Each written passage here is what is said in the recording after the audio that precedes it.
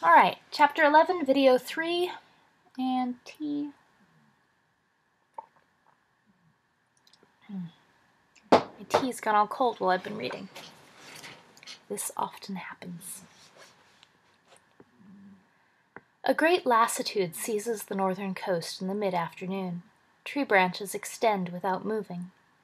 The ocean tides drift imperceptibly beneath the surface. Only birds of prey high in the air and creatures on the bottom of the sea make sounds. No ordinary human ear can hear them.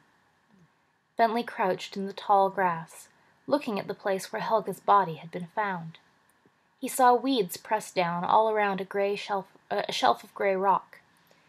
He looked at the moss, thick on one end of the ledge. Helga's head had rested there. He couldn't see any blood, but blood spoke in the hot hush of the day all around him. "The power of the borrowed heart has left you," whispered the voice of the death dealer. "You have lost the stone. You are no longer fit to live in legend with great Arthur and Susano." Bentley's solar plexus tightened with fear. He felt small, stupid, and humiliated. He got angrier. "Shut up," he said out loud. "When I find that stone, you're going to pay for what you did." He turned his head and gazed at the sea through the forest. "Help me," he whispered to the sky. The two fish-hawks rose from their nest in the dead tree at the end of the lawn. They soared to the great height from which the hawk's eyes see all that moves in the fields and forests below. "Listen!" cried one osprey. "It is he whom you seek," cried the other. The sun penetrated the shallow of the harbor at half-tide. The horseshoe crabs spoke from inside their curved brown shells. "Hear our deceived brother," they chanted. "He is dying," shrilled the fish-hawks in the whistle of the diving predator bird.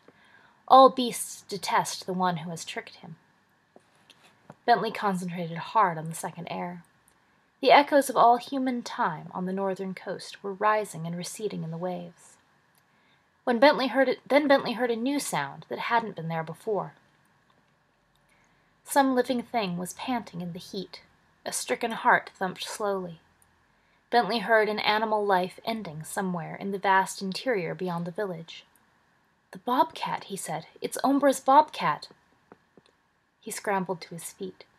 He stood listening again to the heartbeats and the labored breathing. Then he dashed up the path through the woods, across his father's lawn, and up the porch 2 steps at a time. Inside, the house was cool and quiet. Bentley started upstairs.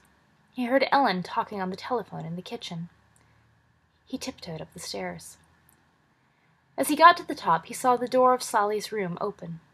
She came out into the hall. She looked pale and bewildered with sleep. She said she was thirsty. "Hey," Bentley whispered, "you can talk again." She looked at him sleepily for a moment, then she nodded. "That's great," he said. "Listen, I have to—" Sally asked him why he was whispering. Bentley grabbed her by the arm, took her into his room, and closed the door. He went into the bathroom and got her a glass of water. Sally drank it. She sat down on the bed, her eyes looked awake. "Ombra stole the stone," Bentley said. "I'm going to find it." Sally stared at him a moment. She asked if Prince Ombra had killed Helga. Bentley nodded. "Yeah," he said quietly. "He did, and I'm going to make him pay for it. He's a bastard." Sally told him he shouldn't use rotten words. She slid off the bed and told him to wait a minute until she got her sneakers. "You can't go," Bentley said. "You've been sick. Besides, I've got to." Sally said she was fine. Anyway, he couldn't stop her from coming with him. "Listen," Bentley said, forgetting to whisper, "you might get hurt." But Sally had already opened the door and was crossing the hall to her own room. Bentley scowled at the door for a moment. Then he rummaged quickly through his toy box. He took out his fishing knife and his poncho. He tiptoed past Sally's door and went downstairs. Ellen was still in the kitchen talking on the telephone. Bentley crossed the front hall and closed the screen door quietly behind him. Outside, the afternoon shadows were getting longer. Bentley went around to the back of the house. He strapped his rolled poncho onto the fender rack of his bicycle. He rode as fast as he could across the lawn, out the driveway, and along the dirt road. When he got to the potato fields and the highway, he stopped. The day's last heat simmered around him. He listened hard, the sound of the panting bobcat was a little louder. He knew that he was heading in the right direction. He rode west along the side of the highway. Cars and trucks passed him. In the shuddering air they left behind them, Bentley's fear was renewed. He remembered the morning the truck nearly hit him. The sun was dropping toward the horizon. It was becoming a round ember of wrath as it sank into the world's haze and pollution. What are you doing?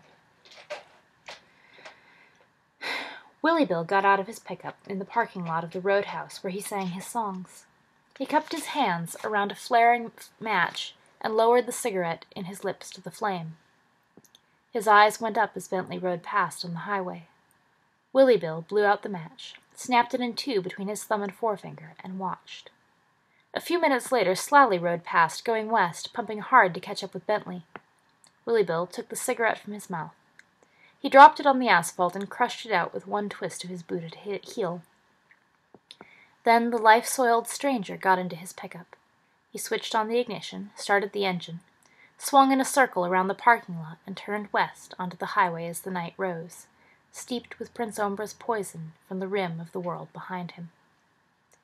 And that's it for Chapter 11.